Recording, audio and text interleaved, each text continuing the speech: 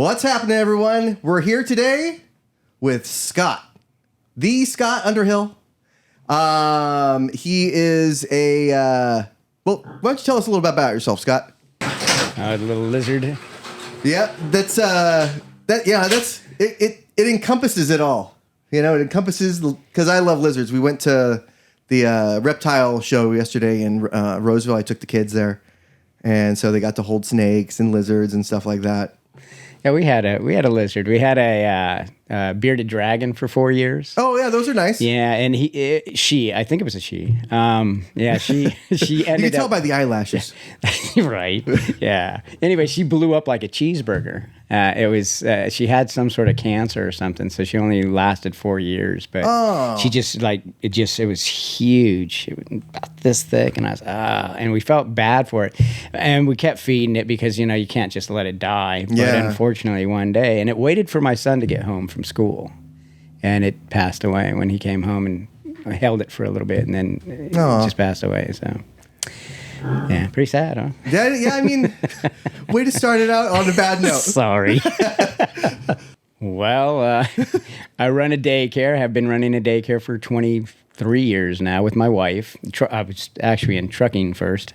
Thought that I was going to stay in trucking when we moved to Sacramento, but she started a daycare, and there were so many children that needed daycare that we ended up getting to full capacity and needed 2 of us, so I never left. So I've been there ever since. Yeah, and I will note that my youngest daughter actually attends the daycare and loves it, by the way. And she's awesome.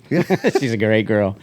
I don't know if I'm sitting the same kid or not. I don't know. They're a bit different when they're with us, you know. Yeah, and for real. They really are. And they have a lot of other people to be around, other children, and so they interact differently than they do because when they're with us, because I raised 3 of my own boys, and I know how it is. They get whiny and whatever when they're with mom and dad, and then you see them with other people, and you're going, why is my child so good? Yeah. What's going on here? Yeah, it's almost like, when they're with somebody else, they're always great, and then I almost think that I should just have a rotation of just different people that she goes to every week, so she's never mad, just like have that little rotation, but, she needs mommy. Everything she needs mommy. So absolutely, and they do, and they need dad just as much, as much. So more so later on. Like I'd say my 8-year-old needs dad a lot more than mom. I would say, but the 3-year-old, she, sometimes I go to like change her. Not you. So one day she'll come around. Yeah, oh, she definitely will. Yeah, my kids, I'd have to say, as they were growing up. They were kind of toward mom, but they loved it when I came, because I wasn't there often. I ran a trucking business for about 7 years, and I wasn't there very often. It was 6 days a week, most of the time like 12 to 14 hours.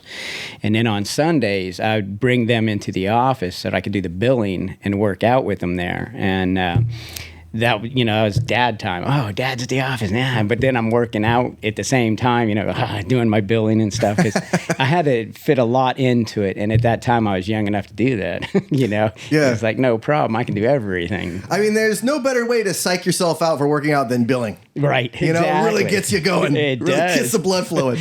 Well, I have a story. Okay, so my wife is 7 months pregnant with my last child. We have 2 children already. So we go into the office and I'm doing my workout, and I had done 335 pounds twice, on my bench press.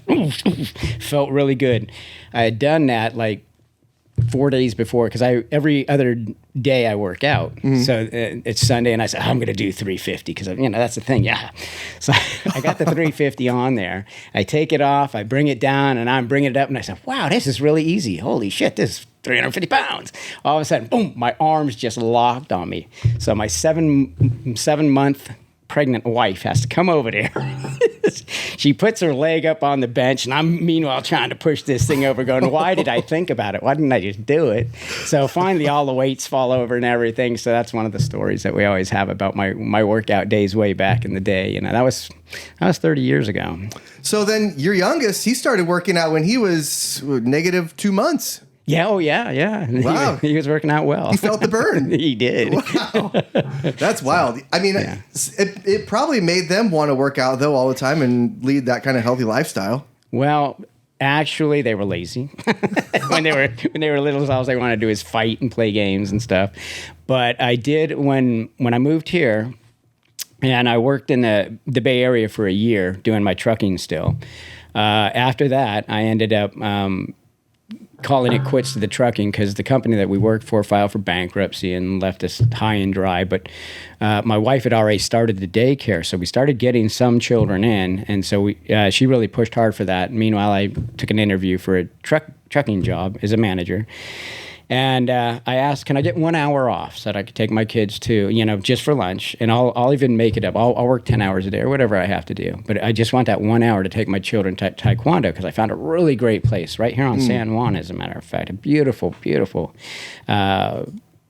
Taekwondo place. Okay. And I wanted to bring them, and I just wanted that 1 hour. And they said, no, we can't do that. And I was like, why? Why can't you give me 1 hour? And it wasn't going to happen. So I says, well, all right, then I can't accept this job. But meanwhile, we were getting more and more children in the daycare, and it got to the point where we started as an eight child daycare.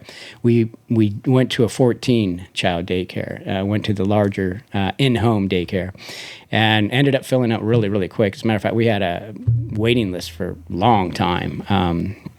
So I just did that, and then I took my children to Taekwondo.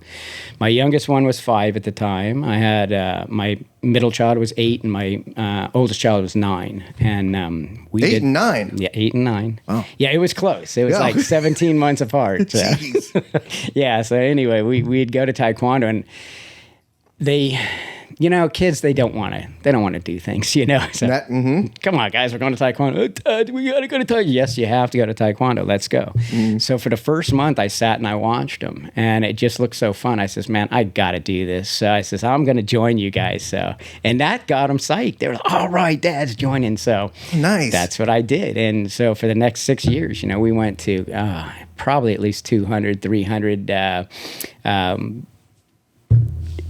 tournaments. We joined XMA, which was a group inside Taekwondo that went out and did shows for people. We were at the Roseville Mall one time, just an unbelievable show. It's great. It was just so much fun. But I was with my kids all the while. And it just brought us much closer as a family. And of course, my wife was there. She even joined for Oh, really? Yeah, she joined for a few months. Oh, wow, good for her. Well, the funny thing is, we all got to black belts after about maybe 3 years. And we were, because we were there 6 and 7 days a week. We would train on Sundays because my oldest son had this kick that the 2nd, 3rd, and 4th degree black belts all wanted to try to figure out how to defend, because it was just amazing. He'd come in at the low, and all of a sudden it's in your face. And even though it's going to happen, you couldn't stop it. It was just crazy. Right. So they'd come in on Sundays to learn from him. Meanwhile, me and a couple of the real, heavy hitter guys would just sit there and wail on each other, get everything out, all right, you feel so good, Right after you do some billing.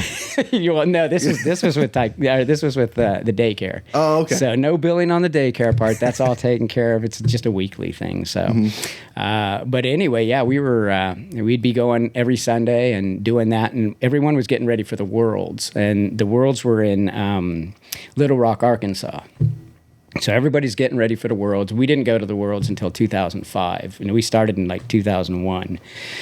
But we were helping everybody else get there, and it was a lot of fun. And then all the rest of the while, we were there. We even did a few classes where we were trying to teach, but my kids they drove me nuts. They were so slow. We were always like 3 minutes late or something. And I told them we just can't do it because I don't believe in being late, and my kids are not. Helping me out here. And it was crazy. I was chasing them around the house. Get in there, Yeah, I mean, 8, 9, and what you said, 5? 8, 9, and 5. Yeah, that's, no. They're not listening. I mean, that's a hard enough age just having one of those kids that age, but 3? Well, I'll tell you what. They won't listen until they start to realize that they're actually getting good.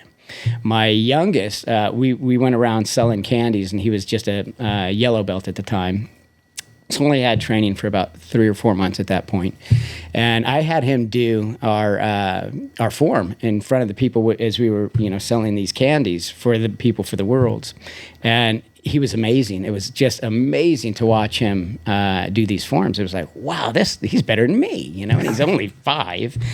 So anyway, as they progressed, he started getting terrible at his forms because he didn't care for the forms. He'd rather spar, you know. That was his thing. I want to spar. I don't want to do forms, Dad. And Can't blame him though. Yeah, no, you can't. It was a lot of fun, and he was good. He was really good. He was 1 out of 10 in the world. He was number 5, I think, in the world at the time when we finally did go to Little Rock in 2005. Oh, geez. As a first-degree black belt, 7 and under. So that's where they spar against somebody. It's like a tournament style. Yes. Oh. Yeah. So he was really good. He was. I have a picture of him where he's literally jumping across in Las Vegas. He's jumping across the mat and kicking this poor kid in the face. You know, and it's like it was a great kick though. So I didn't show their parents, but I did. imagine. Yeah. I imagine that's not framed in the other kid's house. Yes, not at all. But it was for us. It's framed in our mind forever. And the whole thing I believe we went 6 years total. We all got the second degree black belts, and it's brought us together closer as a family, number one. Number two, I always felt comfortable and confident if they ever had anyone come up to them and try to start something with them, that they'd definitely be able to defend themselves, because it just became kind of natural for them to block, to, you know, come out, and mostly with the feet, because Taekwondo is with the feet. My wife actually joined Muay Thai when she was 60. Oh, wow. So, yeah, and that was more, if I had it all over to do again, I wouldn't have left Zapatas. It was called Zapatas at the time. He doesn't run them anymore, but it was on San Juan, and just a special group of people. We all became family. As a matter of fact, we still talk to the people that we were with back in 2001. And we talk to them today. You know, I see them at the store and we talk forever. And another group that has the same amount of children, 3 children, they all were black belts as well. As a matter of fact, their daughter was number 1 in the world, I think 2 or 3 times in a row.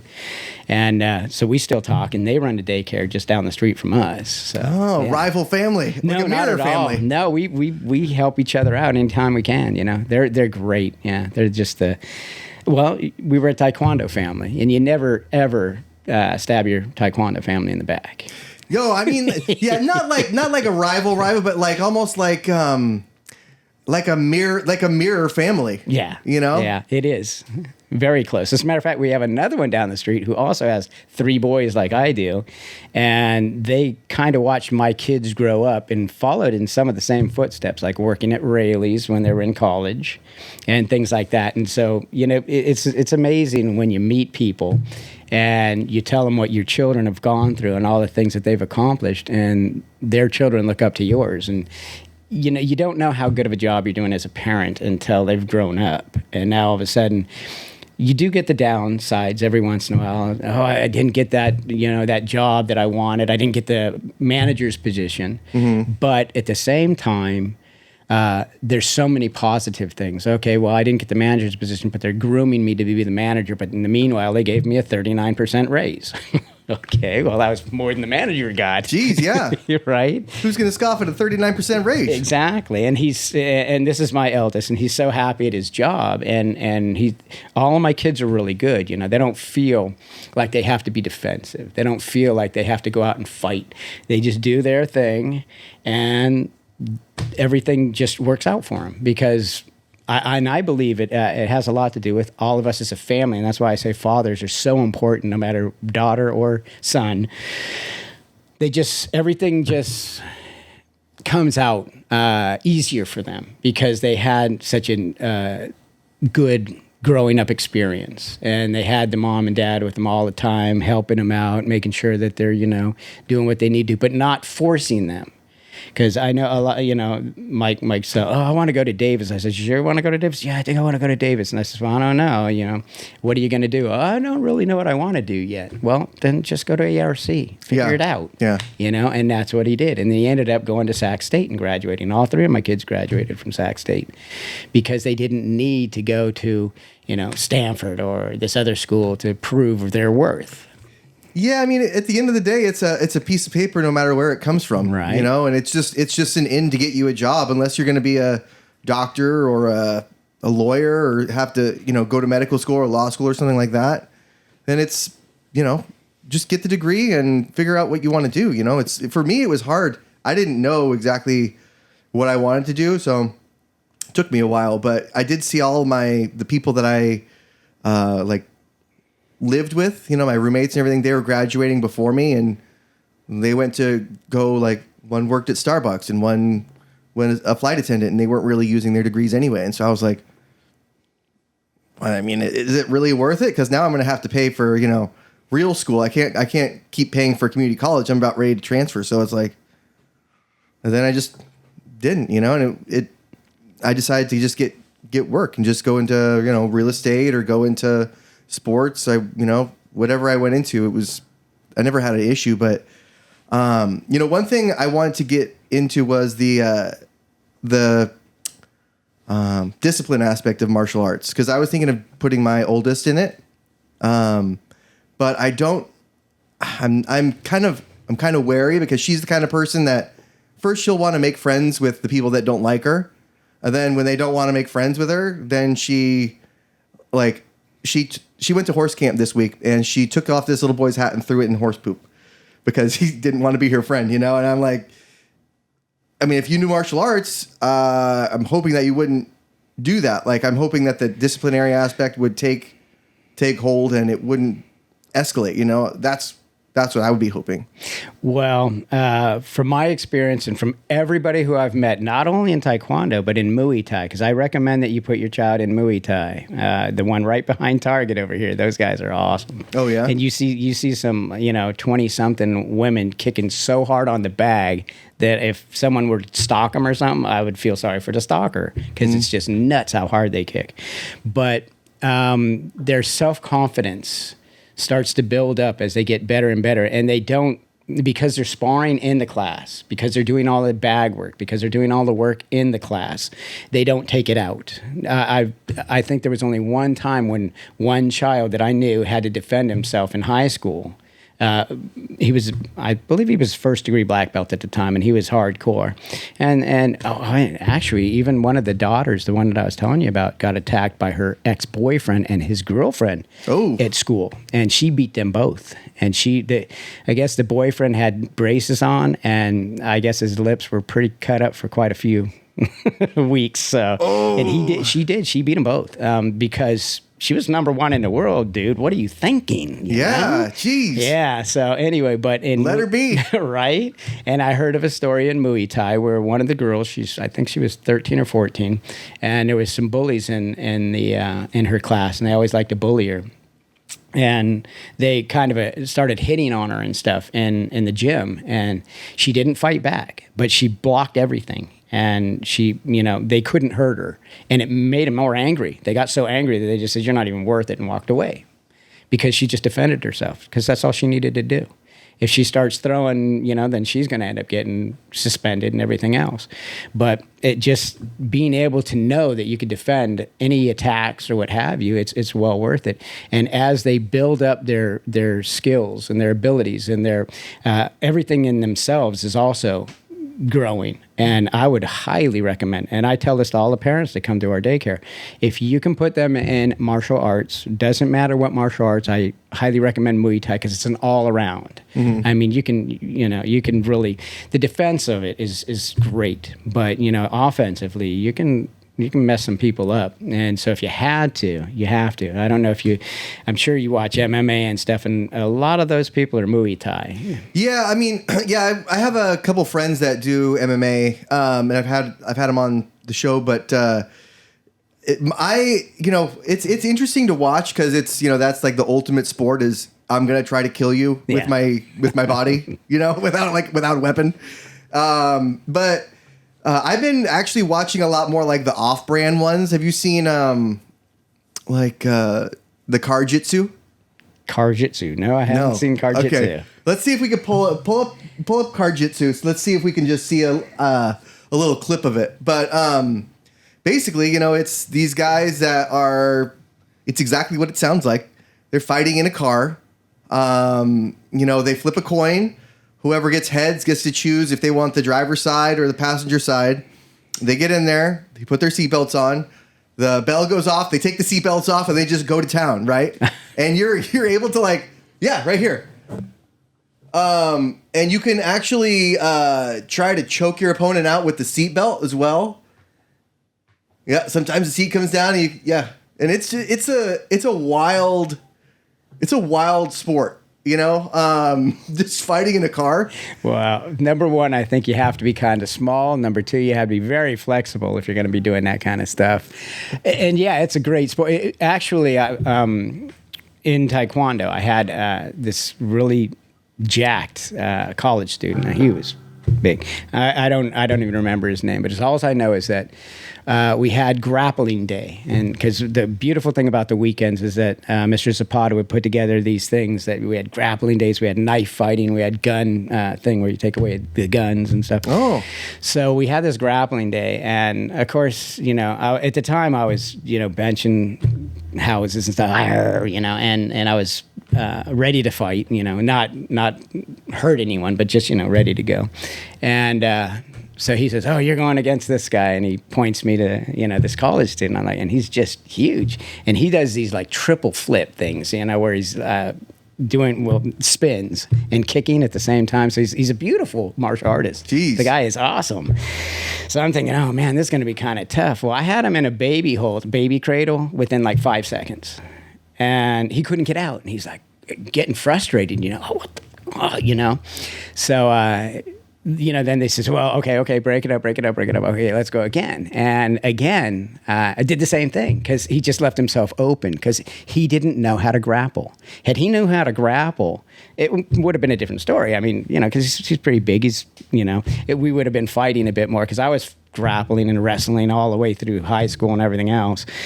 So I had him in that hold, and he couldn't do anything. And so after I was done the second time, again 5 seconds, he just looked at me and says, "You know what?" He says, "I love Taekwondo, but I really am going to start when I get back into college. I'm going to start focusing on close combat so that I can, because." What are you going to do? And I had done that with a few of the people in there because they're young and they're so athletic. Don't get me wrong. These guys, if you were in a fight with them, they wouldn't let you get close enough to grapple with them. Right. Because they would probably knock you out with one kick. Because I got kicked in the stomach by one of these 18-year-olds and I couldn't breathe. I thought, oh man. But when you have to grapple, they tell you, okay, you got to grapple now. They're just not ready for it. And so I had done that to quite a few of the young college student kids and, older guys that just weren't wrestlers or grapplers. So that's in that car jiu-jitsu or car jitsu. You have to be a grappler. You can't be a taekwondo guy. You want to be close combat. Right. So, and that would be jiu-jitsu. Of course, because it's car jitsu. It's a different aspect, right? It exposes a different kind of weakness that you might have. And there's also ones that are. Have you seen like armored MMA or anything like that, where they fight with with armor? No. But the thing is that with me and when it comes to martial arts, and especially with children, I think it's more of a.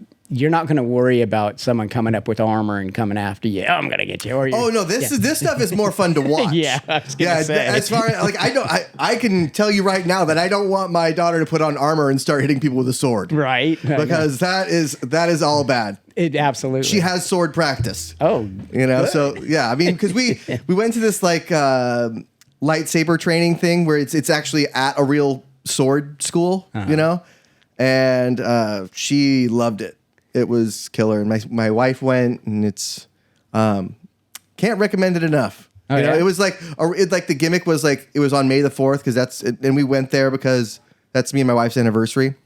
So we went there, and we were ready to do some lessons, and it was just lightsaber fighting. But then it was full, so I came back the next day with my daughter, and it was like barely any people in there. So we got like the hands-on training with like the instructor, and he's like, come at me, Come at me. Yeah, like one of those, like, and so a couple times we won, but a couple times, he won. It was 4 against 1. So hats off to the dude for, Master Nightshade.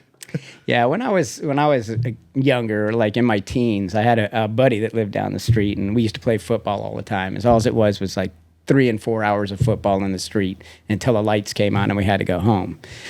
But him and I used to do this thing where we had, those combs, the longer ones. We used to do comb fighting. And so, you're jumping and you're stabbing each other with these combs.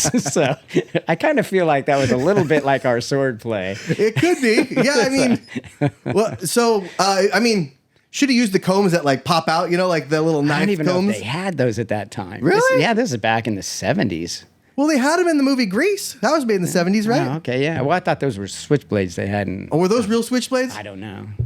You know what? I watched Grease, but it wasn't like one of my movies that I go to all the time. Oh, I got to watch Grease again. Oh, yeah. For me, it's always Cinderella. Is it? Oh, it's not by choice. Okay. But yeah, okay. It's every day we watch Cinderella or we watch Frozen. Every day, without fail. Well, we were into it. My kids were into the Teletubbies, and I'm ashamed to say it. And if they watch this, they're gonna go, "Why did he say that?" Yeah. But their big thing was Simba. The Lion King. That was because they had come out. They were all young, and they just loved the Lion King. And then the other thing was Pokemon. Oh yeah, yeah. Because my oldest was in kindergarten when Pokemon first started. So we would go over to the mall after we picked him up from school and pick up like 3 packs. That's all you could buy. You had a limit of 3 packs every day, right? Yeah, it was because that was in a time when the Pokemon like merchandise was very scarce. Yes. And like those cards weren't like everybody was out of the cards at one point. And when they were, it was like they limited them. And I mean, my daughter is super into Pokemon too, and when I was a kid. I was as old as the main character, right? When it came out, the kid was 10, I was 10. So that kid should be my age now, and he's still, I think, 12. I was going to say, what happened? Yeah. How come you aged so quick? Yeah, I don't know. Hard life. Yeah, right. Yeah, all the cigarettes and coffee. Raising kids too, man. Yeah, that'll do it, yeah. But I mean, for you guys, raising your own kids is one thing, but raising other people's kids, that is an art unto itself. I mean, hats off to you for that. If you must know, I think it's kept my wife and I young, active. The Corvettes helped out too. that I started working out when I got that. Again, oh yeah, yeah, really heavily this time because I want to be able to get in and out. Yeah. I've seen people roll out of those things, and I just didn't want to do it. It's so embarrassing, So anyway, so I started working, but helping raise other children and the children that we've been blessed to take care of, including yours. They've grown up. They go to college. They've got careers now. They still talk to us. Some of them, the boys, not so much. They're not so much into that, but the girls, We've had some that have come back. We have Santa Barbara. She's third year Santa Barbara. We had San Diego. We had one that went to Berkeley. One that's gone to the one in San Luis Obispo, Cal Poly. And of course, Sac State alumni. We've had a lot of really good children, and it seems to me like the majority of them gone into college. The ones that don't usually know what they want, so they'll go to a trade school. I know one of our girls, she wanted to be a real estate agent, so that was her thing. She went to real estate school. She didn't need to go to college. That's what she wanted to do. Another one. I believe it was construction, something in the construction, but it was a certain part of construction, and he wanted to go to a school to do that. But the majority of children that leave our place and that we know of go into college, and so I think we have at least even the ones that do trade schools go to college first, and then they realize they want to go to, I mean, hey, as long as they're not going to prison, right? I'm not going to say anything about that. I don't know how many people watch your podcast, but 23. That's it. Yeah, but no, I don't know of any that have gone to prison yet, hopefully. Yeah. I hadn't been to prison, but I've been in jail a couple of times, so I kept my kids away from there. We all made our mistakes, and luckily, once I had kids, I stopped making mistakes, right. Because now I'm making mistakes for 3. There you go. Yeah, so, you got to be careful. That's how come I didn't, all through my life, I was crazy. growing up, I was nuts. We grew up in the 60s and 70s. My parents worked. They got we could work nights and we could make an extra 50 cents an hour, so they worked nights. So my brother and I were free to do whatever we wanted. And of course we did stupid things. I was always into sports. He was more into, running out, finding any girl he could. He was 3 years older than me. Yeah, right. But I was always into sports. I was always playing football. But when we were done with football, we'd come home and Dad had to, shelf full of alcohol. We'd go ahead and pour ourselves some, put water in it, put it away, We started smoking. I was 9 when I started smoking. Just crazy stuff. And I did not quit until we started the daycare.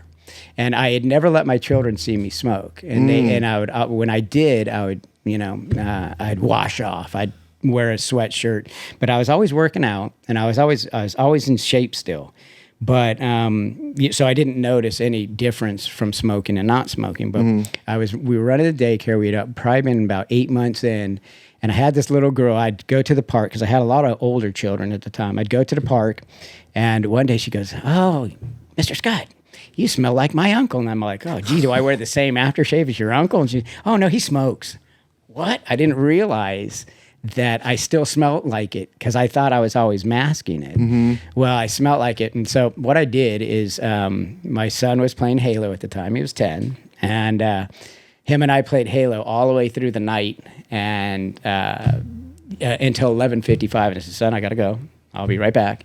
Went outside, had a cigarette, and that was it. It was the New Year's of 2001, I believe, going into 2002. And that was the last cigarette I ever smoked. Jeez. Yeah. Just cold turkey like that. It's cold turkey. That's how my wife had to. She did it. She was smoking for a while. Then, we had. I think we had the first one, and then she started again, right? And then so she just cut it out herself, and it was. I could tell it was hard. It was hard, but for somebody to be able to quit that, like my dad had to quit too, and quit drinking and everything. So I don't. I mean, that's not an easy thing to do. It's definitely not something to be trifled with, Well, that's again where I say the daycare has been a blessing for us because I raised my own kids and I loved raising them when I was actually able to be with them now because like I say, the first 5 years of my youngest son's life and the first 9 years of my eldest and 8 years of my middle child,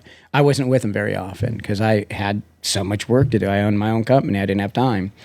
Now we're in the daycare and I'm with them all the time, so I'm reading books before they are to make sure the books are appropriate for them.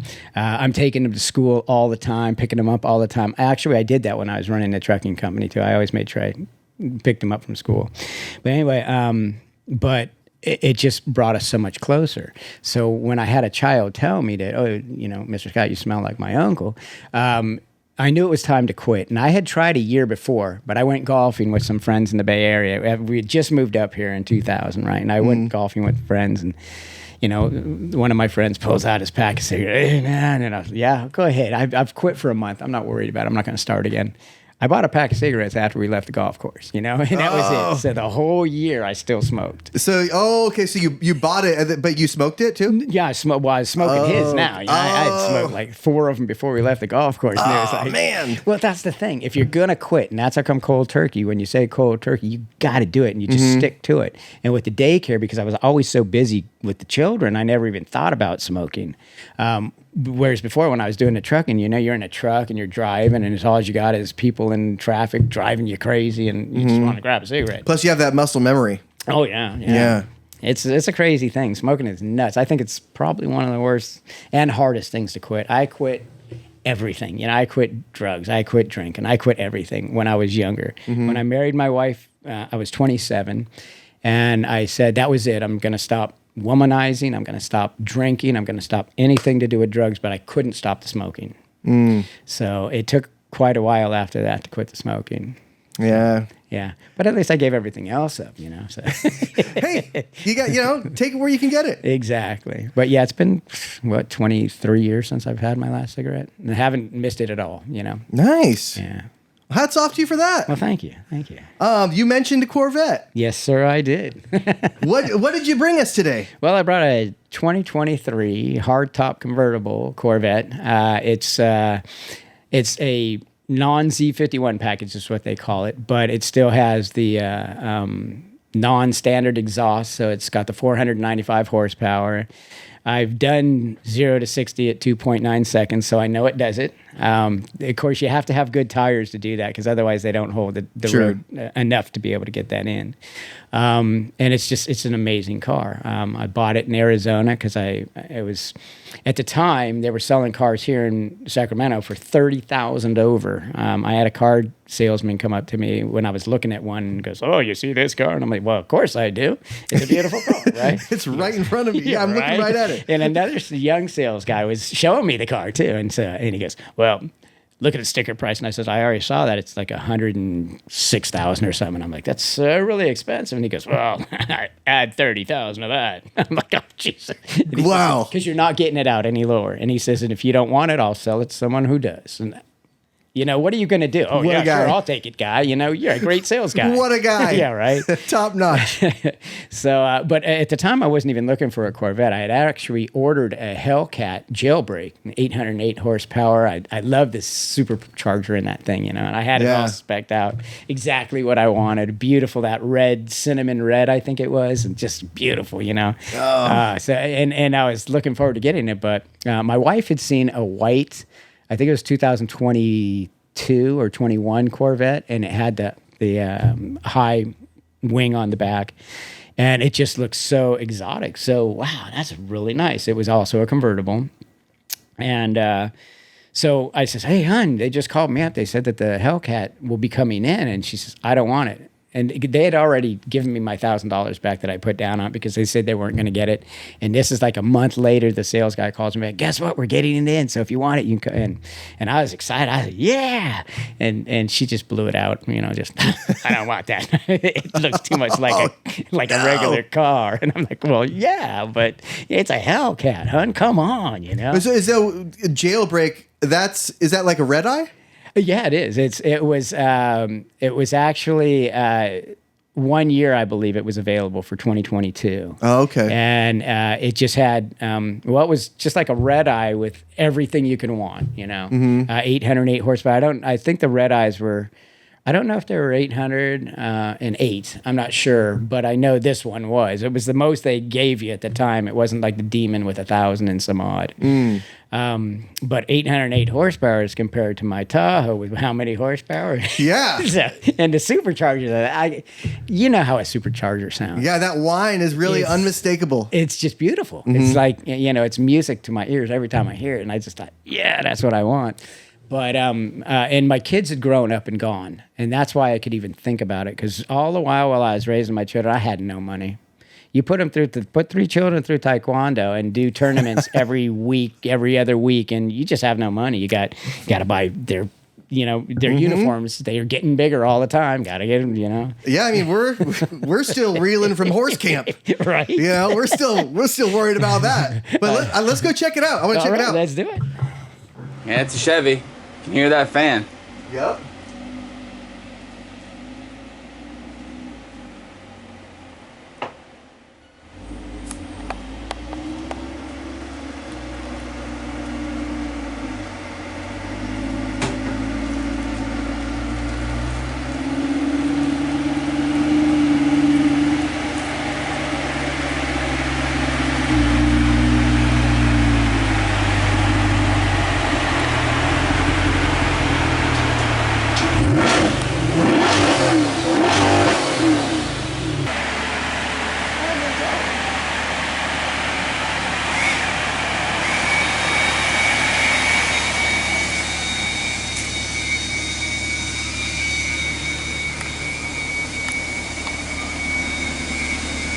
Carbon fiber mirrors? Yeah, that's the only thing carbon fiber. All the rest is Carbon fiber? It's what? Oh. Oh, okay.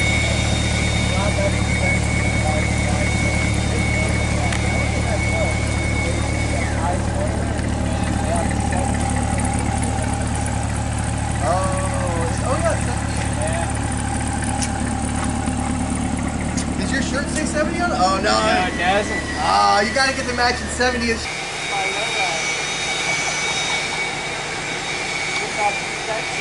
Yeah. Did you see that? You see it? It rose.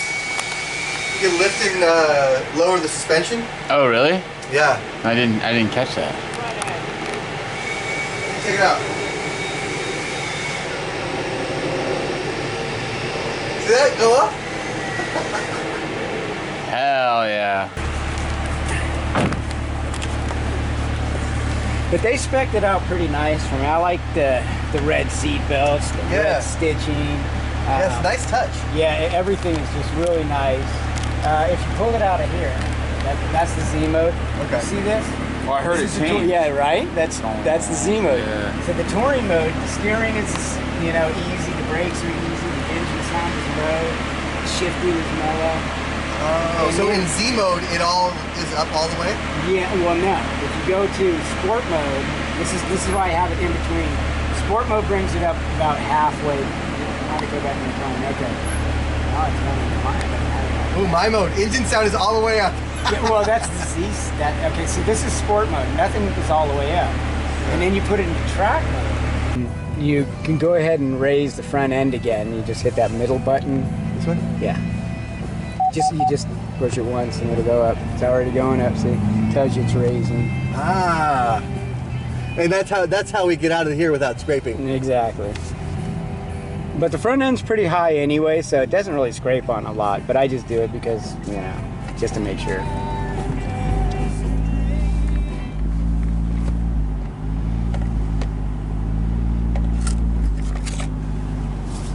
All right. So now I put the drive up. Yep. See, I'm getting it. It's easy, isn't it? Yeah. Just a little nerve-wracking because you're not, it's... I think the last Corvette I drove was my stepdad's Corvette, the C6. So I'm a couple generations removed here. This is a completely different beast. I just drove a C7 yesterday, 7-speed manual. Mm-hmm. Fun as can be, I gotta say. It's fun driving a manual because I'm driving this with my paddle shifters. But this, it actually, shifts faster anyway. Gets up to speed faster, everything is faster, and it's smooth.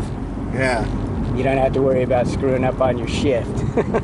Yeah, I hate these speed bumps here where they put the one and then the other. It's... You know what, even speed bumps, I gotta tell you, this will go over them. Front, you don't even need to worry about going sideways over them. The front end is actually pretty high, that's why these guys lower them.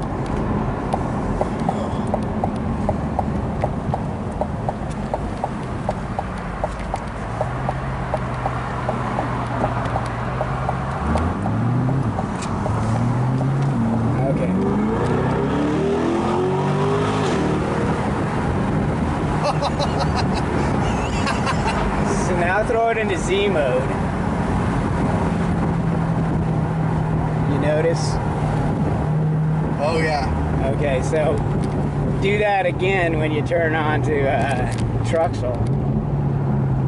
And you'll see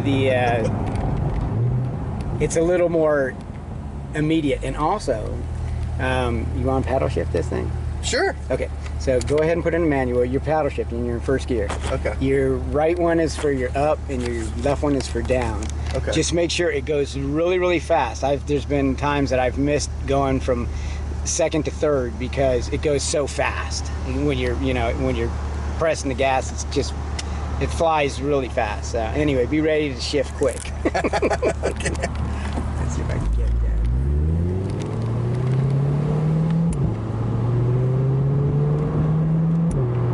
Now you're going to get instant on it.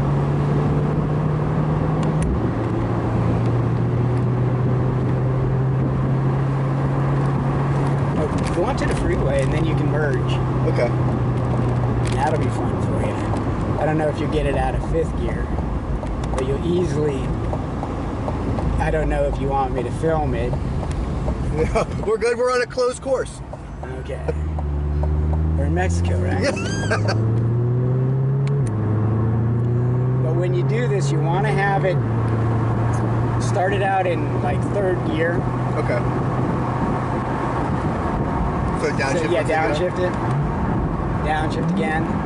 All right. So once we make this turn up here, going onto the freeway, You want to go this way or that way? We'll go this way. Okay. Now, once you go around the turn, you can hit it right now if you want to. Dude, this is so fun. Okay, so go ahead and slam it. Now, get ready to shift.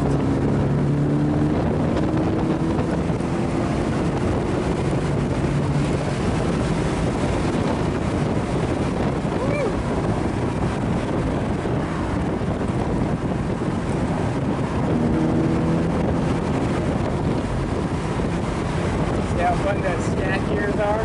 Yeah, this is too fun.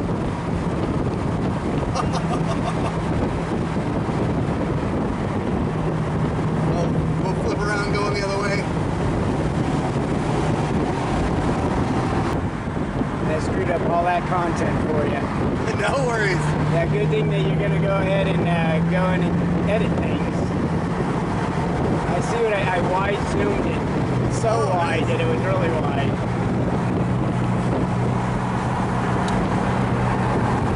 So drop it down into fourth. Drop it down into third. And play with it a little bit.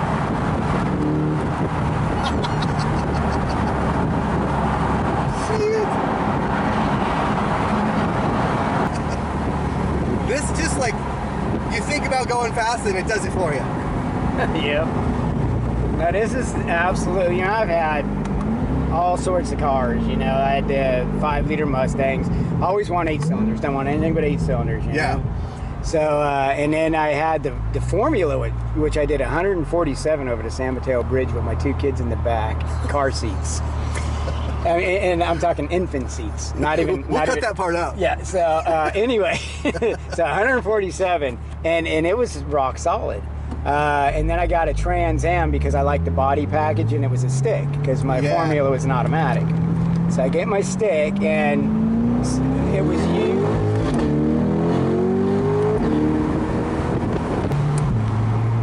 Corvettes actually get pretty good mileage when you keep your foot out of them. Okay, so tell me this: if you had this car and you were driving it all the time, would you be able to keep your foot off of it? Never. Right. The only time, like I say, the only time I'm in touring mode is when I'm on the freeway and I've already went through the shifting to get to merge in, and any time I don't have to worry about trying to get around cars. Yeah. That's the only time that I'm conserving gas is when I'm on the freeway. All the rest of the time, and you want people to look, And listen. Yeah. More listen. My brother would always get pissed off because before he got his ZR1, he was always coming with me to all the car shows and shit, and the Corvette Club meetings, and he would get pissed off because people would look at him and stare at him. What the fuck that guy looking at? What the And finally he goes, "Oh Jesus Christ, we're in the car. We're in the car, aren't we?" Yeah. It's par for the course. It is. You can't help but have fun with it, That's what this is for. Wow. Now imagine if you had 670 horsepower. Wild. In a straight, or what is that, a flat plane 5.5 liter? Yeah. The noise that thing makes. And then if you put, there's an Venturi filter, which I want to put on this, and you put better. See, you.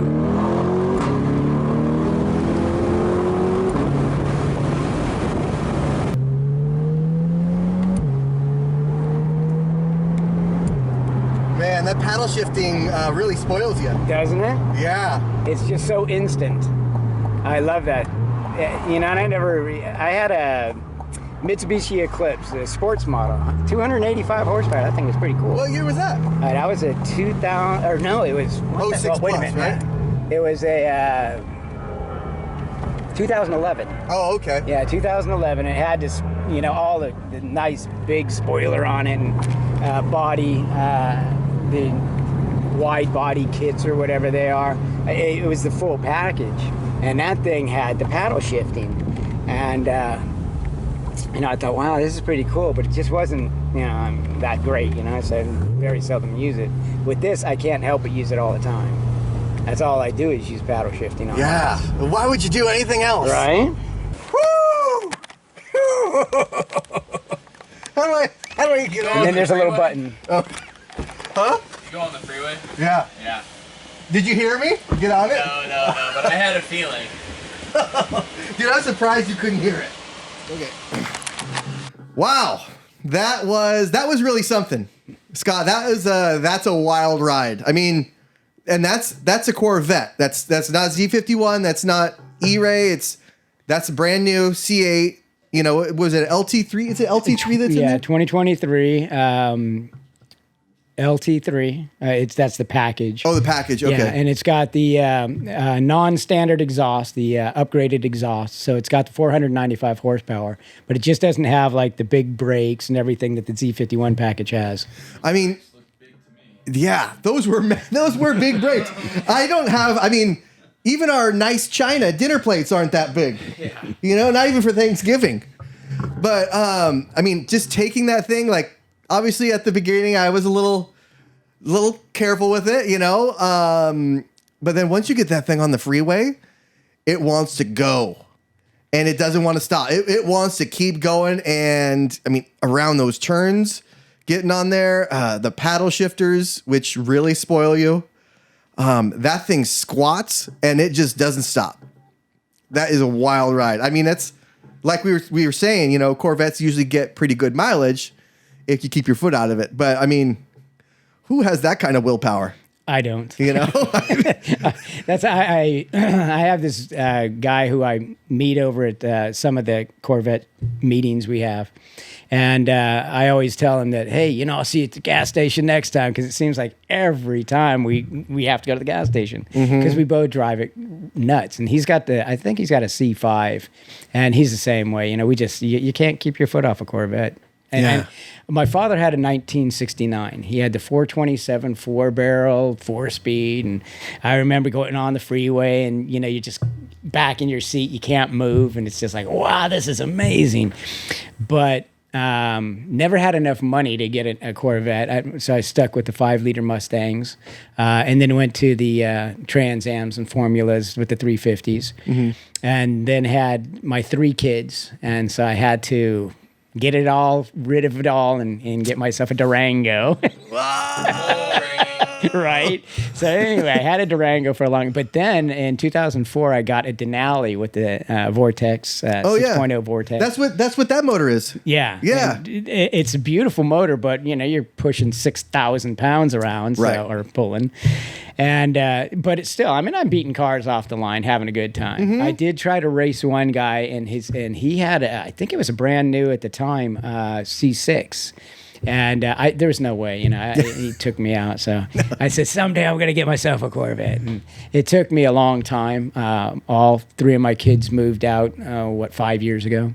And then another 3 years to start accumulating enough to be able to get one. Right. And finally, I just, my wife gave me the okay. And as soon as she did, I don't care what state I'm going to. I'm going to get this car. I'm just not going to pay $30,000 over for it. Yeah, well, that was a wild time for cars, right? Because that was right after COVID and everything was inflated. I mean, I remember people were trying to buy my Yukon, you know, for twice what I paid for it. Yeah. You know, which I only paid $3,000. You know, it's not like you've seen it. It's not the best. It's just something I can work on, and something that, you know, if I ever crash into anything, then kids will be safe. Yes. You know? There's something to be said about vehicles like that. I mean, people want them so that they don't need to worry about parking in the store parking lot now. Yeah. People blast them with their doors or their carts or anything else. Yeah. But the one thing back in 2000, 2 years ago, back in 2022, there wasn't very many C8 Corvettes out there. Right. I don't know if you noticed that, you know, you just didn't see them. I saw maybe 2 of them for like a year. And so when I got mine, it was new. I was driving back from Arizona with it. I got it in Phoenix at Van Chevrolet. Anyway, shout out to Van Chevrolet.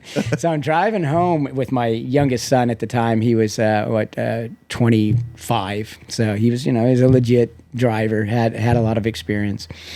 And we're driving back, and you can't go over 4,000 RPM for the first 500 miles. So we go through LA. He wanted to go to Portos and get some stuff for his fiance, so we did that.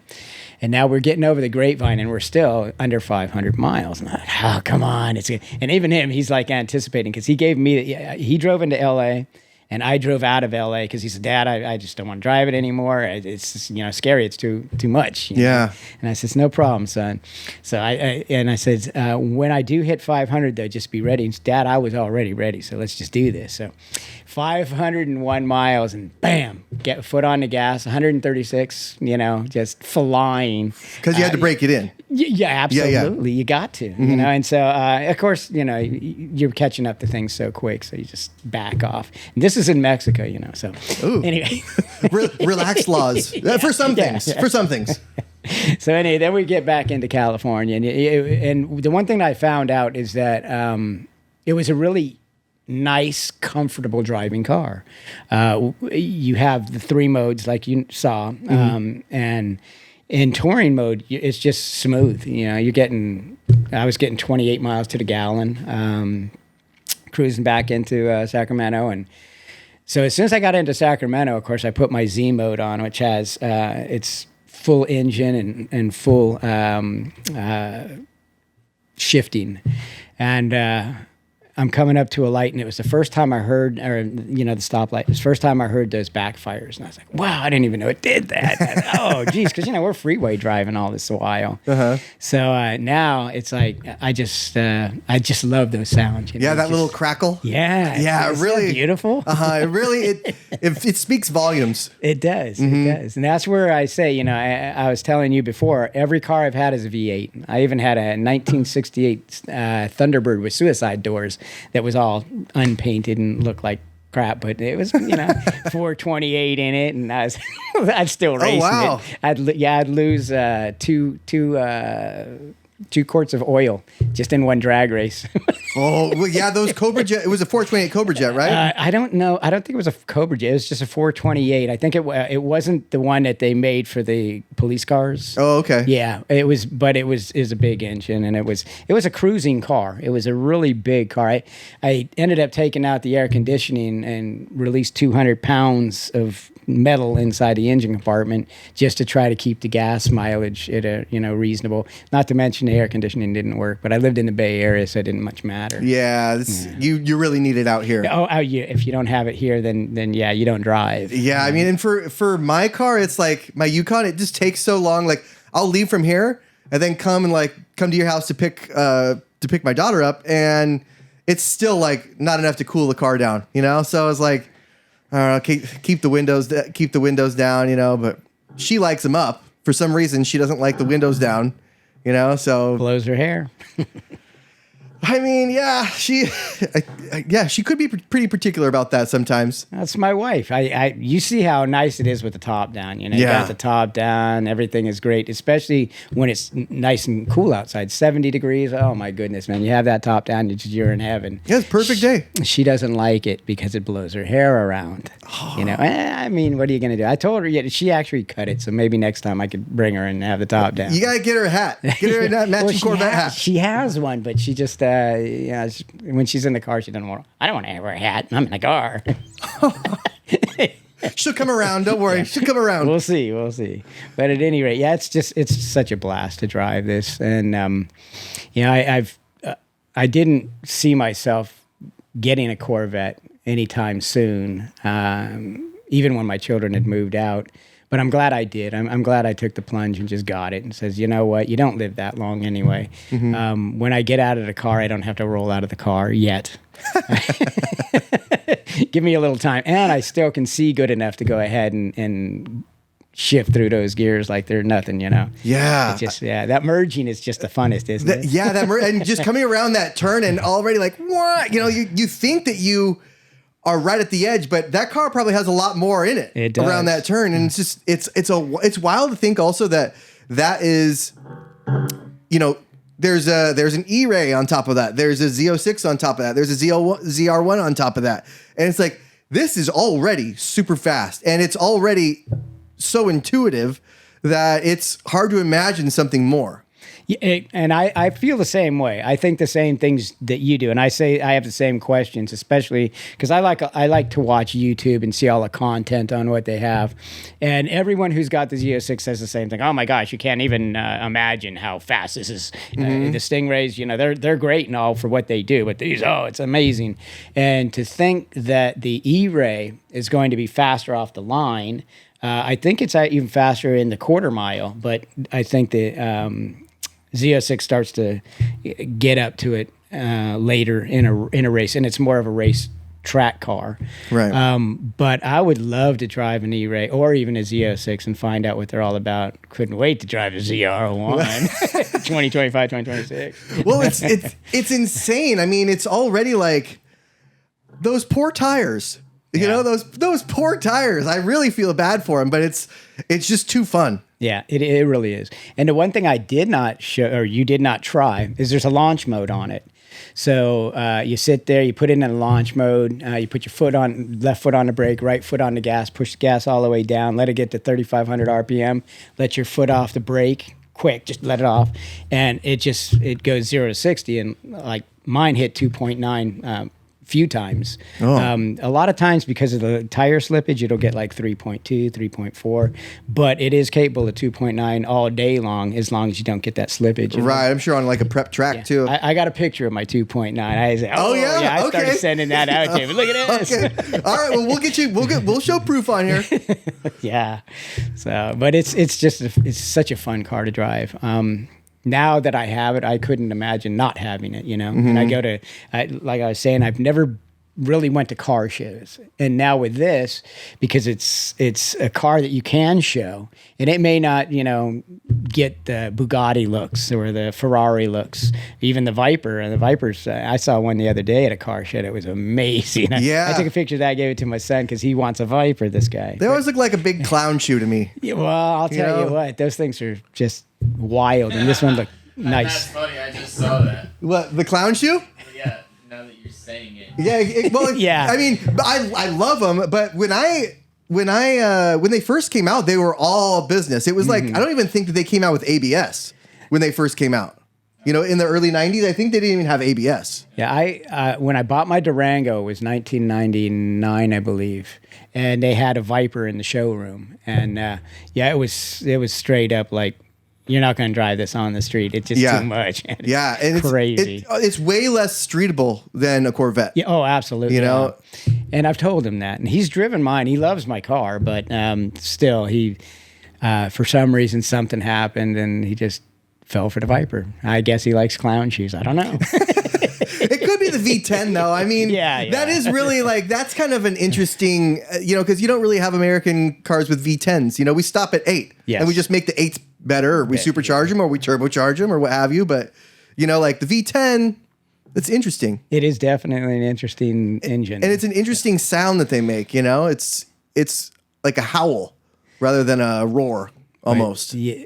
The one thing, well, as you've driven this, you can see where you have to appreciate the power of it, but not so much as you would if it were just a rear wheel, front engine vehicle. Right. Because, you get squirrely in the back. And with a V10, of course, I'm sure that, keeping traction and everything else is not that easy. Yeah, I mean, that V10 up front, that would be a wild handling car. I mean, you really have to keep an eye on that. And the other thing that I really like about the Corvette that I think that they kind of tell you about is the comfort of it. It's not like I know that in the older Ferraris even and everything, they were made for the road, but they're really tight. The suspension is tight. You feel every bump. Yeah. With this, you don't have to. You can drive on any road and it's easy. It's not hard on your back. I drove back from Phoenix to Sacramento, and it took us like 10, 11 hours because we stopped in LA and stuff.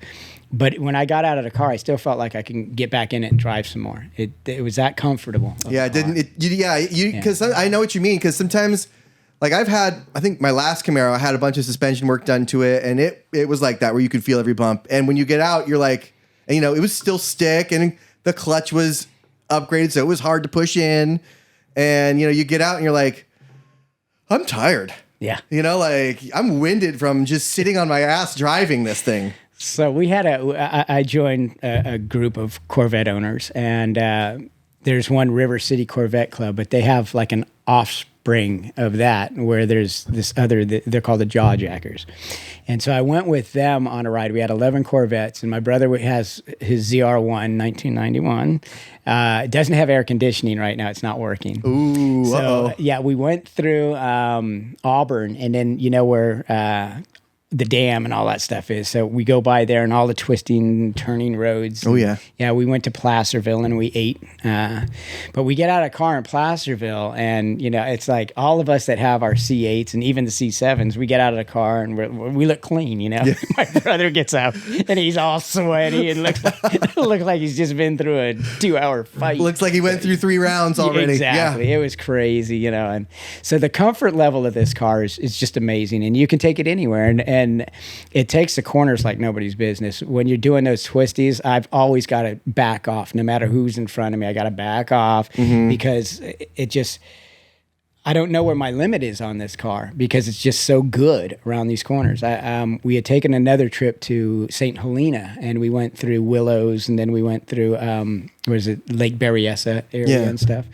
And so again, a lot of twists and turns. And I had a guy, I think it was a 2016 C7 in front of me, and we had about 11 other cars in front of him. And he was a younger guy, and you know, so he would back off from the group, and I was behind him because I'm the tail gunner on our trips because they always want me in the back to make sure everybody's doing what they need to do. And they know if everyone stops, I'm not going to be dumb and not know what to do in the very back. You know, I know I got to go up and get out of the way of traffic, right? Yeah. So anyway, he was backing off, and he'd back off probably about maybe a quarter mile, half a mile sometimes if we were able. And then him and I would hit those twists and those turns and just blazing through. And with the paddle shifter, as you could tell, it's a lot of fun. Yeah. You can drop it down a gear and, you know, hit those corners in second gear and just blaze right out of them, pop it back into third gear real quick. And it doesn't miss a beat. And I was just so close to this guy. I felt like, you know, at any time, if I really wanted to, I'd just go around him, you know. And it was, and there's been occasions where I'll get off on the freeway, like over here at Northgate. Yeah. And I'll have some guy in front of me. And he'll be in like, you know, a little muscle car or whatever. And so he wants to make sure that, you know, I know he's in one because I'm in a Corvette. I'm behind him and he's going to show me how he's going to take these corners. And I always see him and it looks like they're straining and stressing to go all around these corners. They are. Because I'm sitting there one hand and just taking on one, whatever. it's just so fun. God, I mean, Yeah. Well, I'll probably see you at the Cars and Coffee then. I hope you so. know, I'm hoping to finally get this thing to some shows and actually get it out there. Yeah, it's a beautiful car. You need to. Yeah. People, that's the thing that we say, you know, my brother and I, as we're talking, the cars that you have, no matter what it is, people need to see them. Yeah. Because you don't see these cars all the time. And it's like refreshing to see cars that you don't see all the time. They see mine, so you know, oh, it's a Corvette, you know, whatever. It's a Stingray. It's not even a Z6, man. Whatever. But with yours, it's so unique. There's no other car like it. You're not going to see another car like that unless you travel around the United States and eventually run into one or two. Yeah. But that's it. That car that you have there is so unique. It needs to be seen. I'm sorry, but you need to get that thing out there. You really do. All right, you guys. All right. Well, we'll end it on that. We'll be out there. Okay. I promise. I will show it unto the world. But all right, Scott. Well, appreciate you coming by. My pleasure. Hey, we'll do it again. Yes. And make sure you get my brother on here. He can check that car, make sure everything's going smooth so you can bring it to the Cars and Coffee. He'll be here. He'll be on. Rest assured. Good enough. All right. Thank you. See you guys.